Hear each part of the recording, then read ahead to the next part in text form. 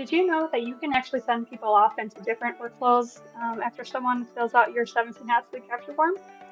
I'm Nicole from Let Nicole Help, and I'm going to show you how. So I'm in my testing account in my test lead capture form, and you can see, you might be familiar already with how you can assign a workflow to the form itself.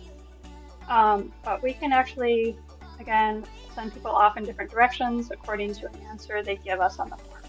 So to do that, we will need to make sure that no workflow is selected up here. And we're going to scroll down. And then when we add a choose from a list question, this is what's going to allow us to use the different workflows and directions. So once I click that, the answer 1, 2, 3, and I can select a workflow per answer. I can even select the same workflow for answers 1 and 2 and a different one for 3, etc., or separate workflows for all of them. So, the most common way or reason to utilize this would be what kind of service interested in. If you offer multiple services, they have different messaging and different processes, right? So you send them off in different directions. Another one that I've helped folks with, I work with a lot of balloon artists, event decorators.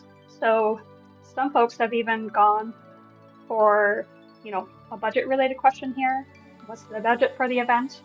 And if maybe perhaps it's a smaller budget, they get sent off into here are our delivery options workflow. If it's a larger budget, perhaps they get invited to a consultation call immediately. So you can start to see how all these different directions can really help you fine tune your service fulfillment and inquiry process. Of course, part of this you'll want to keep in mind to keep the question as required to be sure that a workflow does indeed kick off.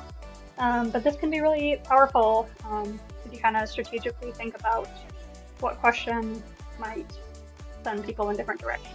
So I hope this is helpful and have a great day.